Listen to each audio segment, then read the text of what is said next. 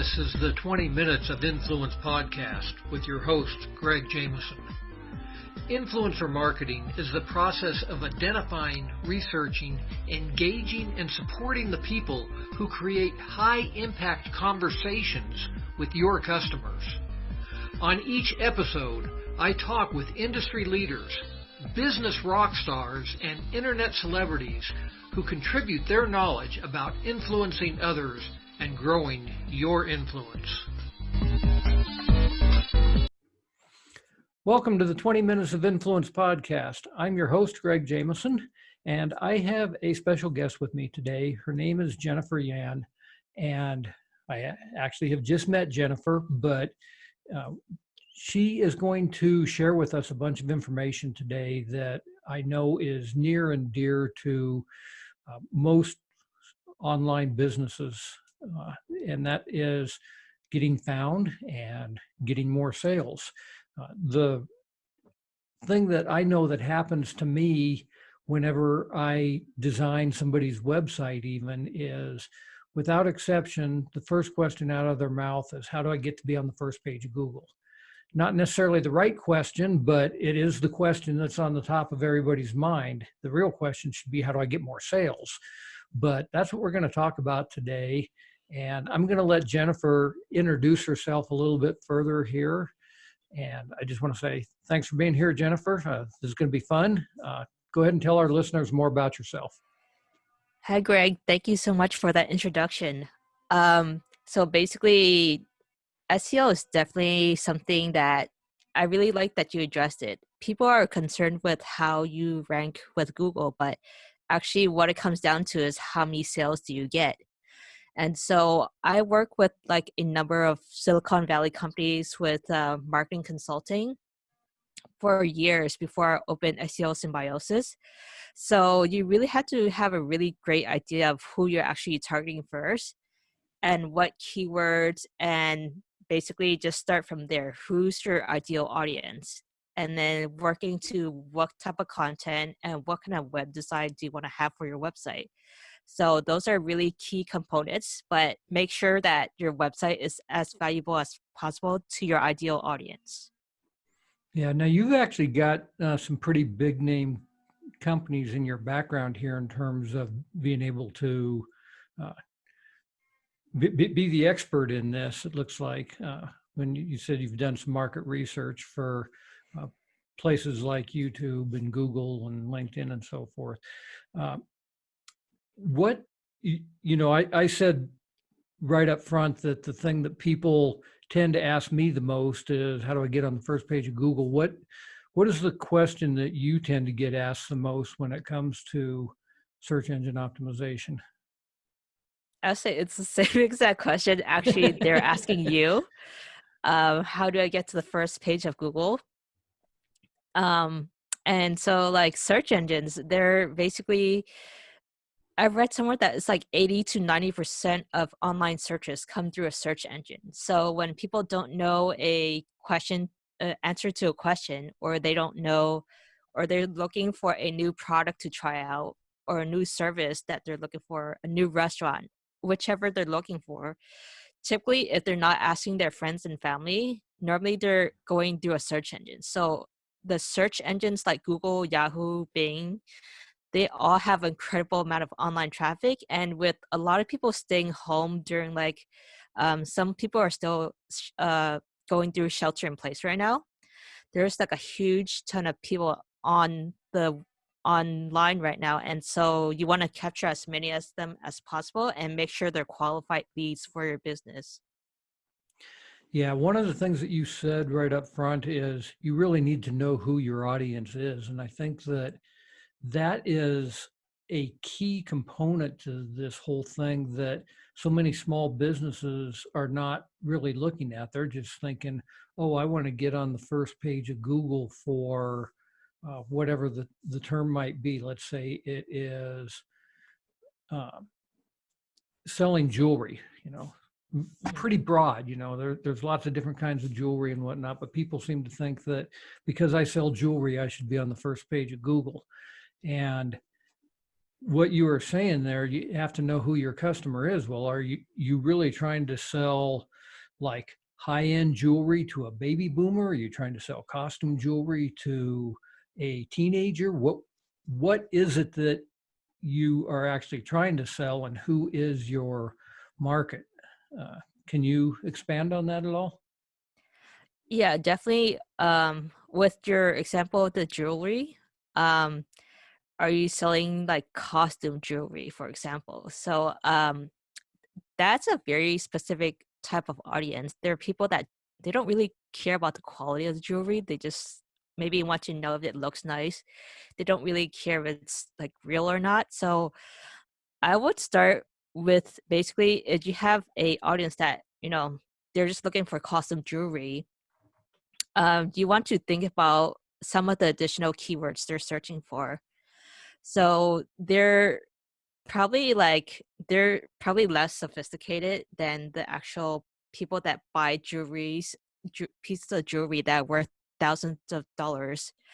So one of the best ways for keyword research to kind of figure out what type of keywords I could add to my website is, if you don't want to buy SEO software, the really quick and easy way to do this is to basically go into Google search and start typing in part of your search queries. So someone looking for jewelry would type in something like costume jewelry a um, for a wedding or something like that. And basically, with costume jewelry, you'll start seeing other keywords pop up based on that search query. So once you type that in, normally you see a bunch of search engine results. Um, after you type in that keyword. And sometimes there's also a people also ask section. Those are additional keywords that you could also target, because based on your original keyword search, there's additional keyword search that this same audience is also typing in. So basically, you could go through like several few keywords and start adding them in, and so you start capturing some of that online traffic straight into your website. And when you have a really great website, you can convert those into clients. And I feel like sometimes it's just a straight click buy button. But if you have a high ticket service, for example, you're a culture consultant, you might have to walk them into a phone call. So that's the second step you might have to add, in order to kind of qualify and nurture leads to actually take them from prospective sale to actual client of yours. Okay, so as a small business owner, when people hear this thing about keywords, and you've identified how they can maybe identify uh, what some of the related keywords are, but how do they actually go about targeting those keywords with their website? Is this like you go someplace and you register your keyword and say, "Yep, I want that one," and you sign up for that keyword? How's this work? Can you explain that to our audience? Yeah, this is definitely a really complex question. So we started off with, how do you rank number one on Google? There's actually like 200 ways to actually start, um, 200 ways in which Google takes a look at your website and they identify whether or not to put you on page one for this keyword.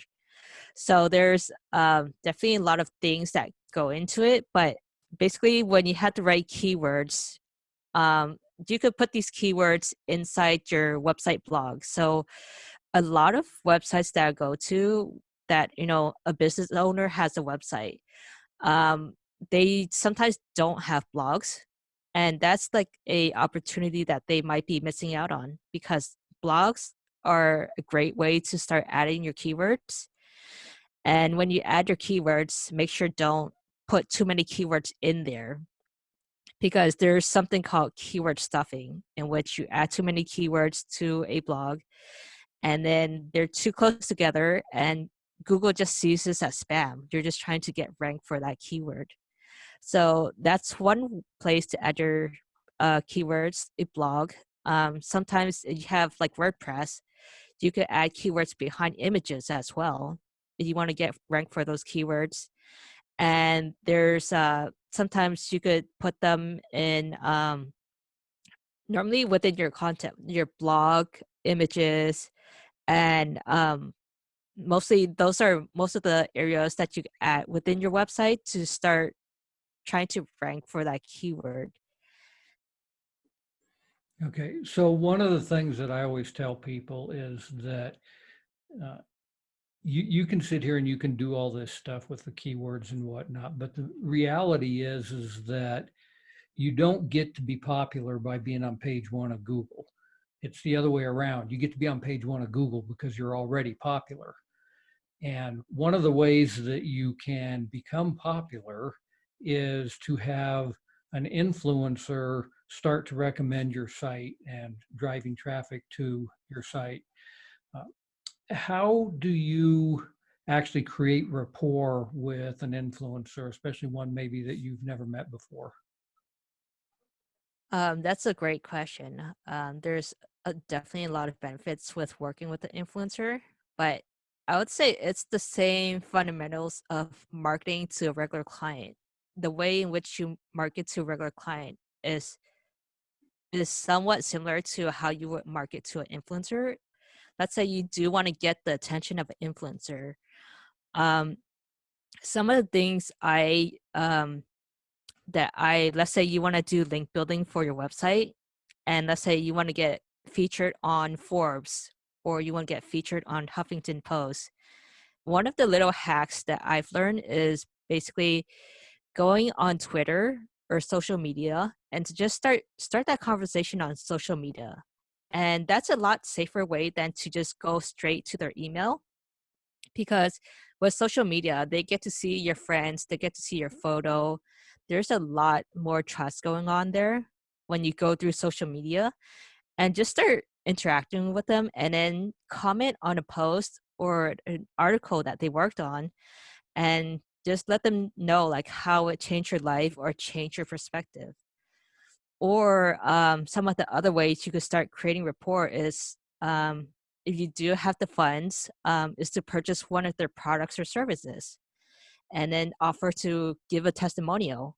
And so these things are, they sound really simple, but at the basis of everything, any type of rapport or relationship building with a client or influencer, there's a human aspect behind that. And a lot of people, they're just like, I feel like their marketing is like really robotic. It's very like it's very like they do something but they forget that they're talking to a human. I know there's like marketing funnels and ads that makes things automated and really easy to do, but your marketing message has to be really tailored to who you're speaking to. So those are some of the ways. Buy their products, start building that relationship online, or if they have an in-person event. I feel like this is the strongest way to build rapport with the influencer. Show up to their event, and then when it's person to person, that's an even stronger connection to start getting noticed, and then just just start talking to them and seeing how you could actually add value. When you could add value to someone, then you definitely gives you a way to help them out, and maybe down the line they'll be able to help you out and give access to their audience to you. So that's just a really great way to help each other out, and also like um, build that win-win situation for both of you guys. Yeah, what you're saying there is so true. And anybody listening to this, I really recommend that you take Jennifer's word to heart there, because uh, anybody that's an influencer, the reality is they're a human being. And if you can reach out to them and comment on their stuff and buy their stuff and really be interested in their stuff, it is going to go so far in building that relationship. I always think about how Martina McBride started out selling T-shirts at a Garth Brooks concert. And, she was a fan, a raving fan. And because of the fact that she was volunteering at this concert, combined with the fact that she was a pretty good singer, but she the way she got her start was by volunteering at an event. And when you start to do that with anyone, you start to interact with them and you have these conversations with them, it can go just take you so far. And then once these people know who you are, you're on their radar, then you ask them to recommend your website or recommend your product, services, or whatever. It's going to go way further than, in my opinion, than just sitting there trying to figure out another keyword and trying to rank on a page. An influencer can make a big difference. You all of a sudden, you were talking about Forbes and Huffington Post and whatnot. If you have established a rapport with somebody at a company like that and they are recommending your website, putting a link on their website back to your website or whatever, that's going to just totally escalate not only your search engine placement, but really people wanting to buy from you, which is what we were talking about here in the first place anyway. That's what we want, is we want people to buy from us. Mm-hmm. And definitely that's when you mentioned Huffington Post, Forbes, I mentioned that a lot of editors are actually on Twitter, but there's a second thing that a second kind of hack that I've also learned, is to use a resource called Help a Reporter Out. Short is HARO. So basically, these are like journalists that are on a very tight deadline, and they're looking for a very specific topics. So if you're an expert on this topic and they're on a tighter deadline, and then your pitch really resonates with what they're looking for, then you have a really good chance with landing on Huffington Post and Forbes and all these major publications, because they're on a tighter deadline. So it's less likely that they'll still be kind of choosy, but the thing is, you have a better shot at going through these publications like Haro to kind of start finding journalists that you can work with. And when you put they have your link on their website, it shows that you have a lot of domain authority that could cause your SEO rankings to increase, and also your search engine visibility. So that's another hack that I've also learned throughout the years. Yep. So we need to take a short break. And on the other side of the break, I want to really get back to the question that we started out with, and that is, how do we get more sales? So, we want to stop chasing the sales and have the sales leads come to us. And we want the internet to work for us the way that we all dream about, sales coming to us instead of us having to go out and chasing them. So let's talk about that right after this. Welcome back to the 20 Minutes of Influence podcast.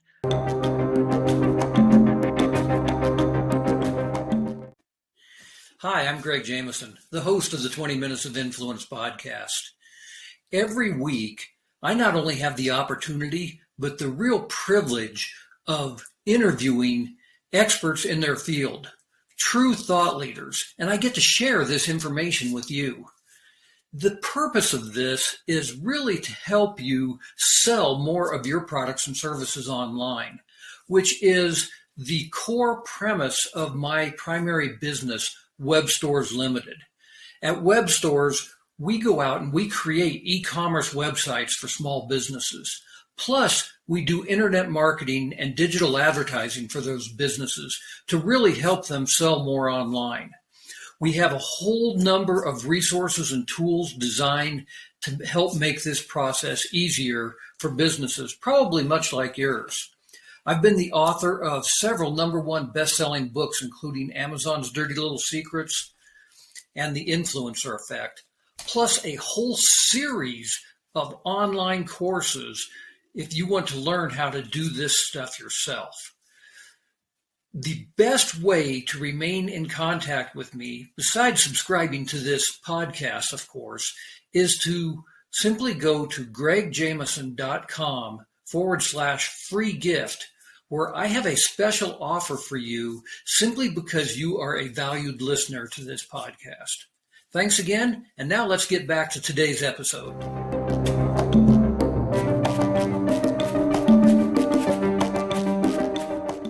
My guest today is Jennifer Yan from SEO Symbiosis.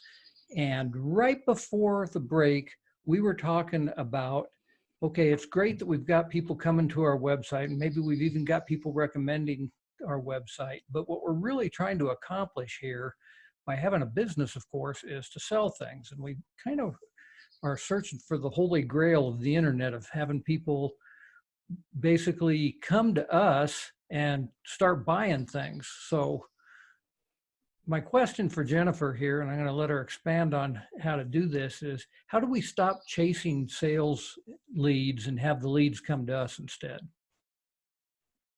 I think that's actually one thing that influencers really excel at. And let's say you want to be an influencer yourself.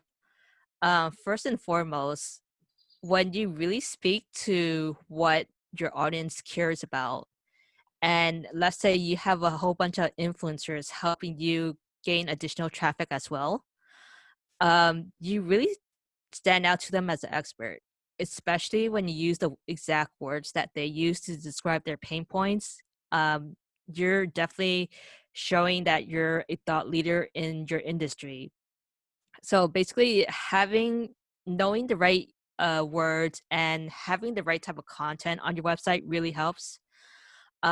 Several other things that you could help to increase sales is, like I mentioned, you really want to look at what you're selling. So if it's like like a $50 purse, um, that's a pretty low end for a purse. Normally they're in the thousands, but if it's like a $50 purse or something that doesn't really cost that much, like I mentioned, you could maybe add a function on your website to just add to cart and pay for it right there on the website. But if you have a coaching service or consulting service that costs like thousands of dollars per month, um, you might want to have a really bright buttons for a free consultation instead. Um, because the thing is, when you increase that when they had to pay a lot more money, the financial investment increases for them, so they have a lot more risk. So they're going to think more about their purchase. So I will have like really bright buttons for a free consultation, or some of the other things you might want to add to your website are testimonials. That's another strong area that you need to show. You need to showcase your success stories because they don't know you, they're not sure they trust you. So testimonials and actually having a whole list of clients that just could demonstrate what kind of its results they could get with you. And then these could have a really strong force on basically your conversion rates. And the very last thing I would recommend is have a frequently asked questions section on your website. And not only do these answer questions that are always coming up with your potential clients, but this could be a really good opportunity to actually overcome ob, objections. Sorry, and actually find out what are the top common objections that they have. I could tell you right off the bat, cases I always run into are always around price, especially with the economy, how it's going right now. Um, they're trying to figure out if the results work for them. So the testimonials really help with that. And those are typically some of the most common sales objections. So you could build these objections into your website so they address them before you could actually like before you could actually have that conversation with them. So these are really like tips that I've like learned to kind of just create a stronger website for better sales conversions. Okay, so do you think that people, they finally find your website because, uh, that you're showing up on the first page of Google finally, and people get to your website. Do you think people are actually just gonna go to your website and find this $50 purse or this $1,000 purse or whatever it is that you're selling and buy it, or do you need to uh, have a longer sales funnel than that? If it's $1,000 purse, depends on if it's a, let's say you have a really well established brand, um, and you're getting sales left and right. Um, I recommend definitely a longer sales cycle. If it's a higher cost like product or service, it's the numbers are about like most of them are not ready to buy right off the bat. So you definitely, so when it comes to that, um the best way is to just enroll them through like an email marketing campaign. So if you like have a service where let's say you're helping people get booked on podcasts, just for example, and then they're not ready to actually engage in podcast booking services with you. One thing you could do is offer like a free ebook um, on how to start standing out to podcast hosts, what to actually say, how to find these hosts, and how to make sure you're actually monetize your visibility. These are just kind of ways to kind of figure out, um, to kind of like build that relationship until they're ready to buy. Because with the buyer's journey, you don't know where they're at. You don't know if they're really ready to buy, or they're just looking and then they're not ready to buy at all. So depending on where they are on that spectrum, you had to build that relationship, build that trust, build that authority by putting out useful content in front of them.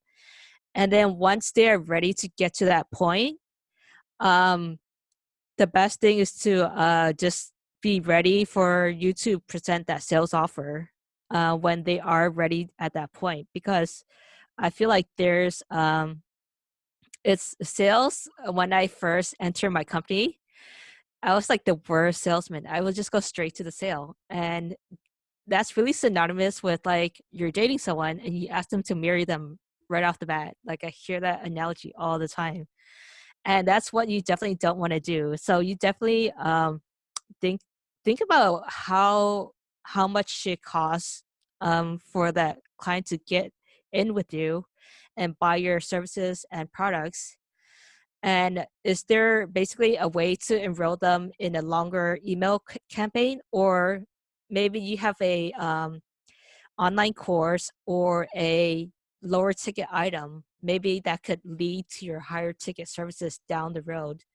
So those are two ways to kind of just nurture them and kind of like meet them where they are and get to the point where they are actually ready to buy.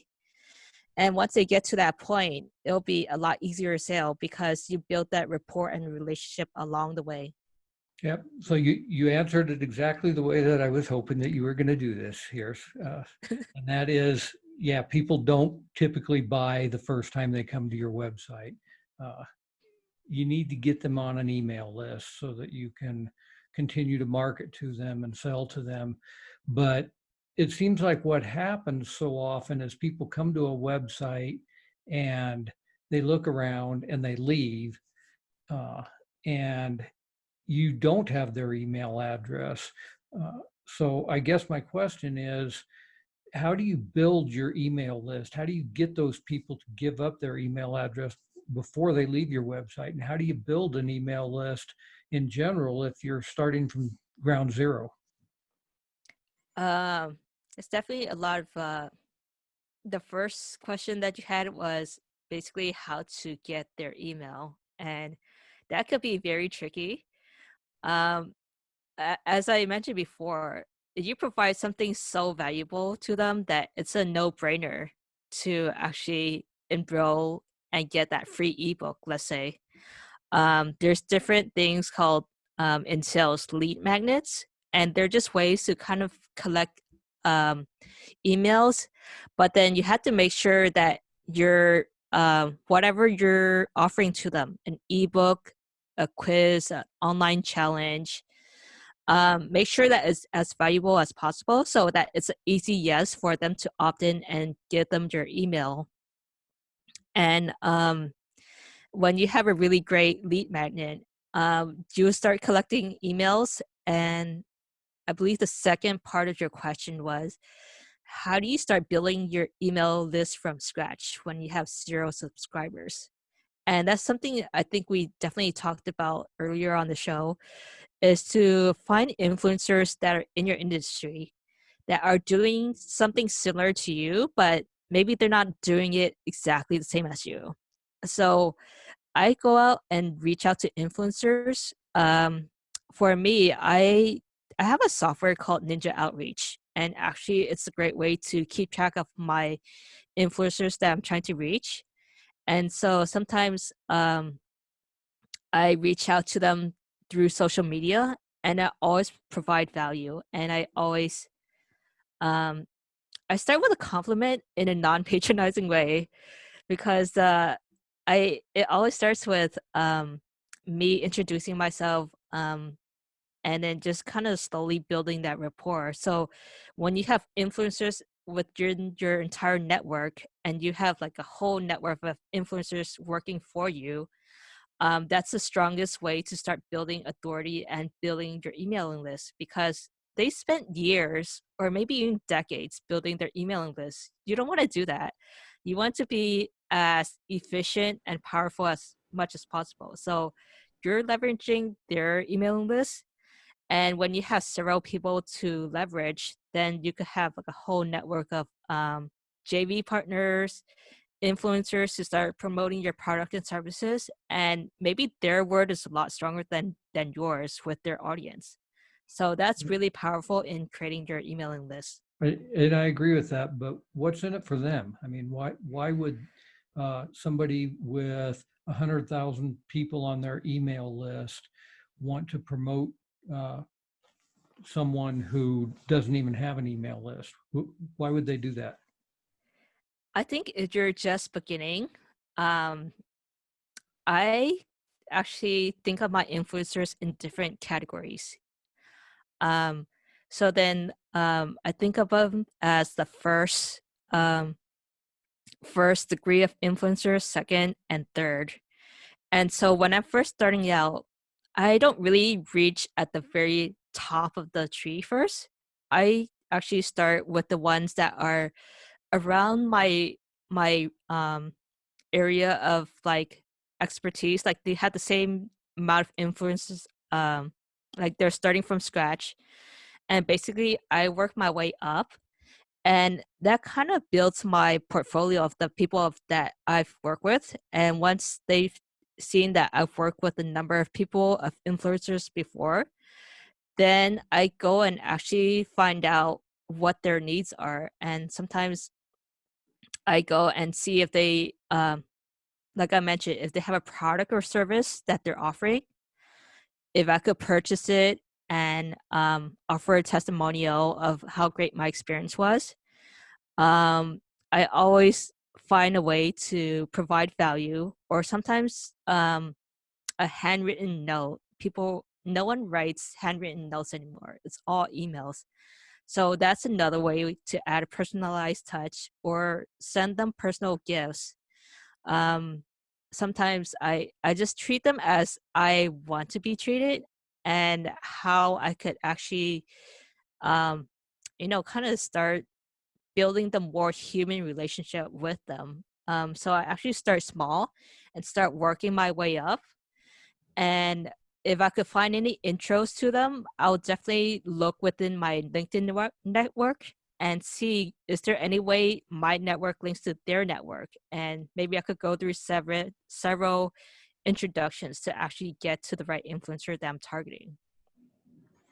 Yeah, great information. We are running out of time here, but you've answered all my questions exactly the way that I would have told our listeners as well. So I appreciate that. Is there any kind of last words of advice or I guess words of wisdom that you would want to leave our listeners with? I will always focus on one question. How can I provide value? It doesn't matter with who you're trying to reach, either your client or influencer or JV partner, whoever it might be. Find out what's it in for them when they work for you. And when you volunteer to give first, that's how you start that relationship to kind of open the doors of what could be possible with them. So I've always focused on how can I provide value to create a network of people that could sell my products and services with me. And having a network is one of the most powerful things to have in the business. Great advice. Any way that people can stay in touch with you here? Yes. Right now I'm offering free SEO makeovers of people's websites. So if you're not sure what to do with your website to make it rank higher on Google, you could book a free SEO consultation with me through my Calendly link. So that's calendly.com/gen-90. And if you have show notes, I could definitely send these out. Or you could visit my website at seosymbiosis.com. And you could definitely reach out to me there. And I look forward to seeing how I could help your audience and just being of help right now, because I know a lot of businesses are affected by COVID, and you could definitely reach out to me as you need, and I'm definitely happy to see how it could help your entire audience. Very good. We'll put those links in the show notes, and want to say thanks to Jennifer for being with us here today and sharing her knowledge. Greatly appreciate it. And we'll see you on the next episode. Oh yeah, thank you. Thanks for listening to today's episode of 20 Minutes of Influence. If you enjoyed today's podcast, please leave a review on iTunes or wherever you listen to your podcasts. And if you are interested in booking myself as a speaker at one of your events or are interested in any of my coaching programs, please visit gregjameson.com.